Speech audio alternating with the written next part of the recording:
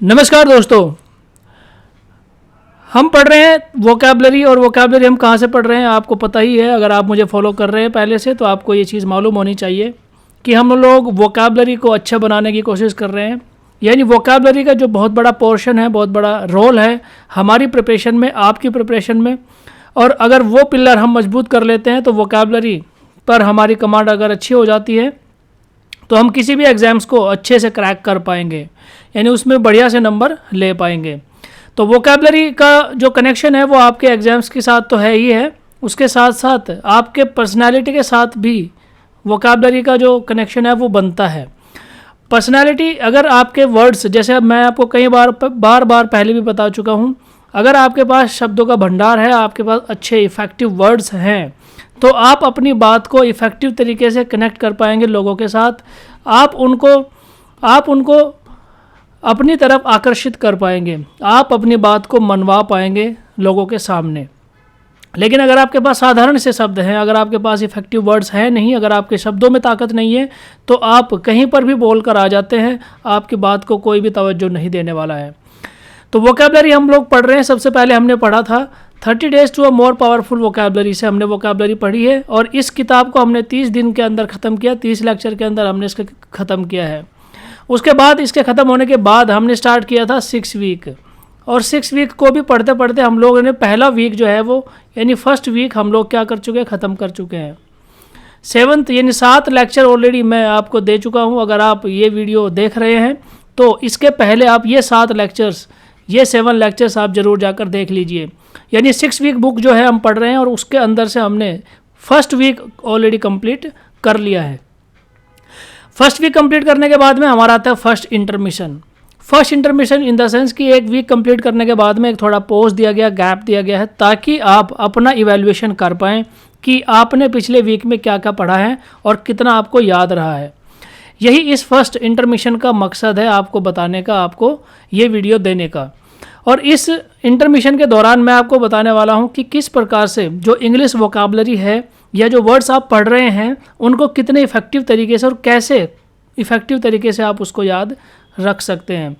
यानी शब्दों को आपने महसूस किया होगा कि कुछ शब्द आपकी मेमोरी में बैठ जाते हैं, कुछ शब्द आपकी मेमोरी से फिसल जाते हैं। वो तरीके बताने से पहले मैं आपको ले चलता हूँ थोड़ा बैकग्राउंड के अंदर। यानी किस प्रकार से मैंने आपको पहले भी बताया था कि कैसे जो इंग्लिश के जितने भी वर्ड्स हैं, इंग्लिश ग्रामर में यूज़ होने वाले जितने भी वर्ड्स हैं, उनमें से अगर मैं बात करूं कि 65% या उससे भी ज़्यादा, मोर देन 65% जो वर्ड्स हैं वो कहाँ से निकल कर आते हैं, वो लैटिन भाषा से निकल कर आते हैं। ये चीज़ आपको याद होनी चाहिए। यानी इंग्लिश में जो हम वर्ड्स को यूज़ करते हैं, शब्दों को यूज़ करते हैं ना, उनका ओरिजिन इंग्लिश नहीं है, उनका ओरिजिन इंग्लैंड में नहीं है, उनका ओरिजिन उसके बहुत पीछे बैकग्राउंड में अगर आप जाएंगे तो आपको पता लगेगा कि 65% से भी ज़्यादा वर्ड लैटिन भाषा से निकल कर आते हैं और 25% से भी ज़्यादा वर्ड्स वो ग्रीक भाषा से निकल कर आते हैं। तो यही हिस्ट्री है जो इंग्लिश लैंग्वेज, इंग्लिश ग्रामर जो आप पढ़ते हैं उसकी।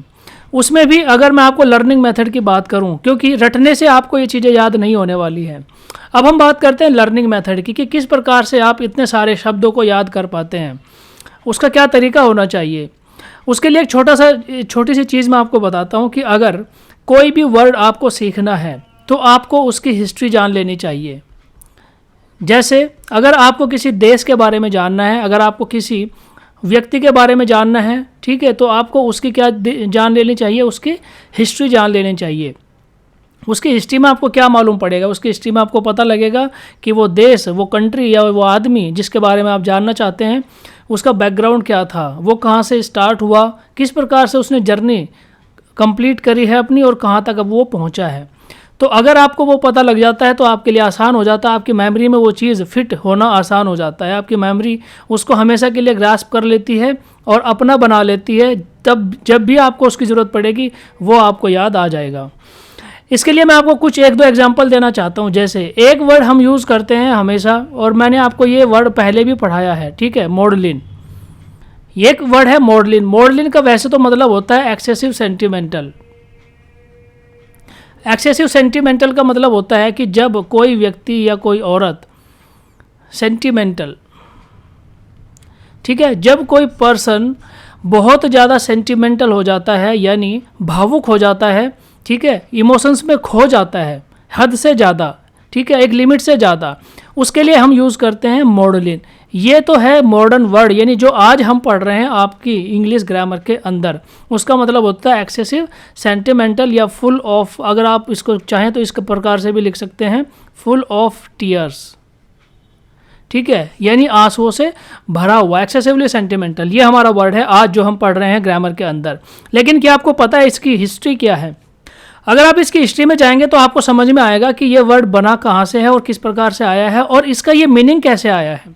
एक्सेसिव सेंटिमेंटल या फुल ऑफ टीयर्स, आंसुओं से भरा हुआ, भावुक, ये वर्ड का जो मीनिंग है वो कैसे बना है वो आपको पता लगेगा इसके हिस्ट्री के अंदर। तो चलिए मैं आपको इसकी हिस्ट्री के अंदर इसको लेके चलता हूँ। मॉडलिन जो वर्ड है वो बना है एक पुराने टाइम में क्रिश्चियनिटी में, एक यानी बाइबल में एक जिक्र आता है, ठीक है, बाइबल अगर आप पढ़ें, या मैं आपको बताता हूँ कि बाइबल में एक जिक्र आता है मैरी मैगडेलिन, ठीक है, मैरी मैगडेलिन का जिक्र आता है किसमें? बाइबल के अंदर। और मैरी मैगडेलिन एक लड़की थी, एक औरत थी जिसके ऊपर बहुत ज़्यादा अत्याचार किए गए थे, किन्होंने? डेविल्स ने, यानी जो डेविल्स और जो एंजल्स होते हैं ना, ये दो तरह की धारणाएं निकल कर आती हैं क्रिश्चियनिटी के अंदर। ईसाई धर्म के अंदर एंजल्स और डेविल्स है, दो तरह की धारणाएं निकल कर आती हैं कि जो एंजल्स होते हैं वो तो क्या करते हैं? बचाने का काम करते हैं, फरिश्ते होते हैं, ठीक है, और जो डेविल्स होते हैं वो आप कह सकते हैं राक्षस की तरह होते हैं, जो बुराई का साथ देते हैं और बुरे काम करते हैं, ठीक है। तो डेविल्स ने अत्याचार किया मैरी मैगडेलिन के ऊपर, मैरी मैगडेलिन के ऊपर डेविल्स ने अत्याचार किया, और इसको किसने बचाया? इसको जीसस ने बचाया, ठीक है। तो ये जो बाइबल में ये धारणा निकल कर आती है कि मैरी मैगडेलिन के ऊपर डेविल्स ने अत्याचार किया और जीसस ने उसको क्या किया? जीसस ने उसको बचाया, किससे? डेविल से बचाया मैरी मैगडेलिन को। तो जब भी आप कोई पोर्ट्रेट देखते हो, कोई पिक्चर देखते हो, तो ये जो मैरी मैगडेलिन है ना, ये हमेशा आपको टीयर्स यानी फुल ऑफ टीयर्स यानी आंसुओं के में डूबी हुई नजर आएगी, ठीक है। यही पोर्ट्रेट इसका नज़र आएगा आपको मैरी मैगडेलिन का हमेशा। किसी भी अगर आप गूगल पे सर्च करके देखेंगे मैरी मैगडेलिन के लिए, तब भी आपको फुल ऑफ टीयर्स, आंसुओं से भरी हुई, आंखें सूजी हुई, रोती हुई एक लड़की का फोटो नज़र आएगा।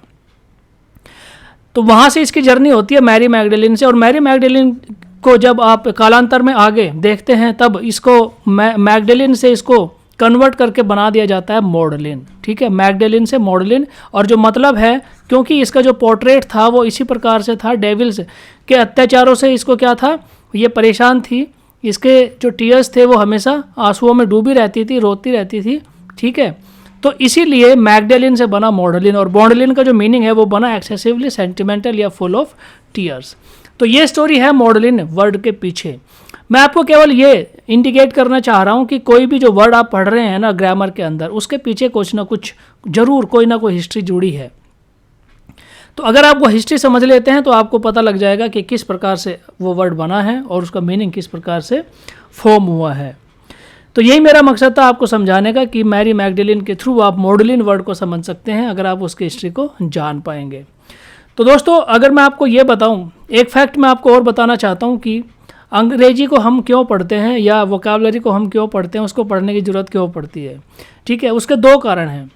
एक कारण तो उसका ये है कि हमारी कोई भी एग्ज़ाम हम लोग देते हैं, किसी भी एग्ज़ाम की तैयारी करेंगे तो उसके अंदर, ठीक है, एक बहुत ही बड़ा पोर्शन जो है वो अंग्रेजी का निकल कर आता है, और जब इंग्लिश का पोर्शन इतना बड़ा निकल कर आएगा किसी भी एग्ज़ाम के अंदर तो उसको तैयारी करनी तो बनती है, उसको आपको सीखना ही पड़ेगा। दूसरा रीज़न इसका ये हो सकता है कि अंग्रेजी को पढ़ने का हम क्यों पढ़ें कि आज का जो हमारा जो सोसाइटी है, समाज है, उसके अंदर अगर आप अपने आप को पारंगत करते हैं, अगर आप अपने आप को सिखा पाते हैं किसी एक ऐसी लैंग्वेज को जिसको ज़्यादातर लोग यूज़ कर रहे हैं आपकी सोसाइटी के अंदर भी या बाहर जब आप फॉरेन कंट्रीज में जाते हैं वहाँ पर भी, जिस भाषा का चलन ज़्यादा है उस भाषा को अगर आप सीख लेते हैं तो उसमें कुछ भी हर्ज नहीं है, क्योंकि एक कम्युनिकेट की भाषा बन जाती है। जहाँ पर आपको ज़रूरत पड़े आप यूज़ कर सकते हैं, जहाँ पर ज़रूरत नहीं पड़े तो आप अपनी मातृभाषा में बात कर सकते हैं, ठीक है। तो आपके पास वो ऑप्शन, वो टूल होना चाहिए जिससे आप अपने आप को बेहतर साबित कर सकते हैं। तो इन्हीं दो कारणों की वजह से आप अंग्रेजी को सीखिए और सीखना ज़रूरी है। और ये सीखने का जो प्रोसीजर है वो किस प्रकार से आप अच्छा बना सकते हैं और क्यों बना सकते हैं। देखिए रिक्वायरमेंट देखिए, लगभग अगर मैं बात करूं कि 2/3 यानी दुनिया के अंदर जितने भी कन्वर्सेशन, जितने भी कॉरस्पॉन्डेंस होते हैं आज के टाइम में, ठीक है, करंट पोजीशन में दुनिया के अंदर जितने भी कॉरस्पॉन्डेंस का मतलब क्या हुआ? कॉरस्पॉन्डेंस का मतलब हुआ कि जो आप आदान प्रदान करते हैं ना, किताबों का, लेटर्स का, ठीक है, लिखा पढ़ी जो करते हैं एक दूसरे के बीच में, ठीक है, एक दूसरी कंट्रीज़ के बीच में, उसमें से 2/3 यानी 2/3 हिस्सा जो है वो इंग्लिश का है, 2/3 हिस्सा अंग्रेजी का आता है कि आप 2/3 के जो कॉरस्पॉन्डेंस है वो आप अंग्रेजी में करते हैं, ठीक है। इतना बड़ा हिस्सा है इंग्लिश का आज के टाइम में, आज के समाज में। उसके अलावा अगर आप एक आधे हिस्से की बात करें, ठीक है, यानी लगभग जितने भी न्यूज़पेपर आप पढ़ते हैं ना, ठीक है, न्यूज़पेपर आज के टाइम में लगभग उनमें से जितने भी न्यूज़पेपर प्रदर्शित होते हैं, छपते हैं पूरी दुनिया के अंदर, उनमें से आधे न्यूज़पेपर वो अंग्रेजी में छपते हैं। तो जब इतना बड़ा हिस्सा हमारे समाज में, हमारी दुनिया में अंग्रेजी का है, तो हमें इंग्लिश को सीख लेना चाहिए।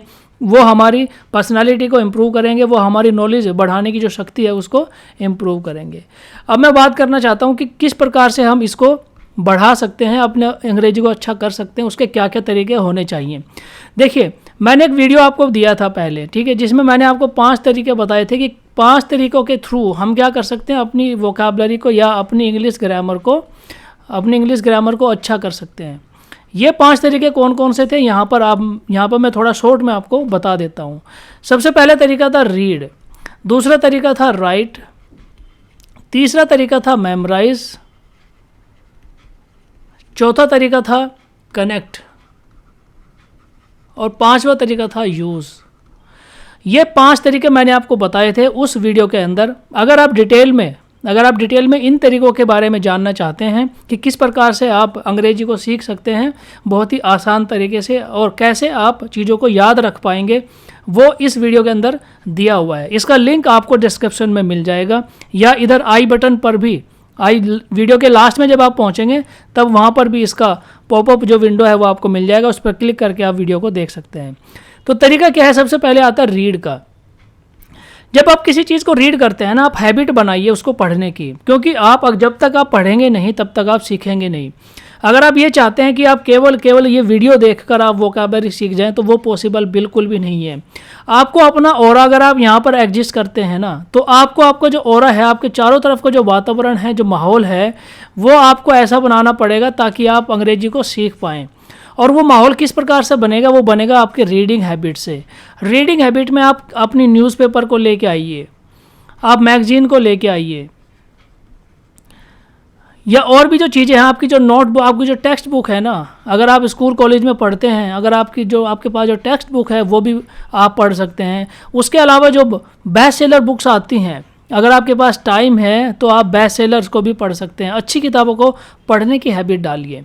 आप स्टोरी बुक्स पढ़ सकते हैं जो आपको इंटरेस्टिंग लगे, आप नॉवेल्स पढ़ सकते हैं। यानी मेरा कहने का मतलब है कि आप रीडिंग हैबिट को डेवलप कीजिए। अगर आप अपने अंदर रीडिंग हैबिट को डेवलप कर पाते हैं तो आप देखेगा कि जो आपकी वोकैबुलरी है ना, 50% तो वहीं से आपको वोकैबुलरी इंप्रूव हो जाएगी। क्योंकि जैसे जैसे आप पढ़ेंगे आपके सामने डिफ़िकल्ट वर्ड्स आएंगे, आप उनको मेमोराइज करेंगे, सीखेंगे, इधर उधर से कहीं से तलाश करेंगे, उनका मीनिंग तलाश करने की कोशिश करेंगे, तो बहुत सारे वर्ड्स तो आपको ऐसे ही याद आ जाएंगे। ठीक है, तो रीडिंग हैबिट बहुत ज़्यादा ज़रूरी है, आपके अंदर डेवलप होनी चाहिए। उसके बाद आता है राइटिंग। जो आप पढ़ते हैं उसको आप लिखने की प्रैक्टिस भी ज़रूर कीजिए, क्योंकि कुछ चीज़ें आपको पढ़ के याद होगी, कुछ चीज़ें आपको लिख कर भी याद हो जाती हैं। फिर जो आपने पढ़ा है और जो लिखा है उनको आप मेमोराइज़ कीजिए। आज कल 1 दिन में 2 दिन में जो चीज़ें आपने लिखी हैं, पढ़ी हैं, ठीक है, उनको आप पीछे बैक डोर पे जाके, उनको यानी बैक एंड पे जाके उनको आप याद भी करने की कोशिश कीजिए कि कल आपने क्या पढ़ा था, उससे पहले दिन आपने क्या पढ़ा था। उसके बाद फिर आप क्या करिए, उनको कनेक्ट कीजिए, यानी घटनाओं को, वर्ड्स को आप कनेक्ट कीजिए अपनी रियल लाइफ के साथ में। अगर आप ऐसा कर पाते हैं तो आप उसको बेहतर तरीके से कनेक्ट कर पाएंगे अपनी लाइफ के साथ में। और जब आप ऐसा कर पाएंगे तब आप उनको यूज़ कीजिए, आपके सेंटेंसेस में यूज़ कीजिए, आपकी बोलचाल की भाषा में यूज़ कीजिए, मौका मिले वहाँ पर आप उसको यूज़ कीजिए, वर्ड्स को यूज़ कीजिए, सेंटेंसेस को यूज़ कीजिए। अगर आप ये तरीके से, अगर आप इन 5 तरीकों से इनिशिएट करते हैं, स्टार्ट करते हैं आपकी लर्निंग को, तो मुझे पूरी उम्मीद है कि आप अपनी वोकैबुलरी को, आप अपनी लैंग्वेज को, किसी भी चीज़ को, ठीक है, जहाँ पर भी ये तरीके आप अप्लाई करेंगे, चाहे आपकी नौकरी के अंदर हो, चाहे आपकी ग्रामर को सीखने के अंदर हो, चाहे आप अपनी कोई कंपटीशन की तैयारी कर रहे हो उसके अंदर हो, हर तरफ हर जगह पर ये चीज़ आपको काम आएगी। तो दोस्तों ये मैंने आज जो चीज़ आपके साथ शेयर करी वो था फर्स्ट इंटरमिशन, यानी जो हम 7 वीडियोज़ ऑलरेडी पढ़ चुके हैं, फर्स्ट वीक ऑलरेडी कंप्लीट कर चुके हैं इस किताब से। अब हम सेकंड वीक शुरू करेंगे कल से आपको सेकंड वीक के वीडियोज़ मिलने स्टार्ट हो जाएंगे। ये जो तरीका था कि किस प्रकार से आप ग्रामर को याद कर सकते हैं, वोकैबुलरी को याद कर सकते हैं, वो मैं आपके साथ शेयर करना चाह रहा था। और अगर आप डिटेल में इसके बारे में जानना चाहते हैं, इन तरीक़ों के बारे में डिटेल में आप जानना चाहते हैं, तो वीडियो जो है वो आपको डिस्क्रिप्शन में मिल जाएगी, वहाँ इस चैनल पर जाकर आप ज़रूर देख लीजिए। तो दोस्तों ये था मेरा आज का वीडियो जिसमें मैं आपके साथ शेयर करना चाह रहा था इन तरीक़ों के बारे में। मुझे उम्मीद है कि वीडियो आपको ज़रूर अच्छा लगेगा और आप इसको ज़रूर यूज़ करेंगे अपनी लाइफ के अंदर अपनी पर्सनैलिटी को डेवलप करने के लिए। आज के वीडियो में इतना ही है। देखने के लिए धन्यवाद। जय हिंद।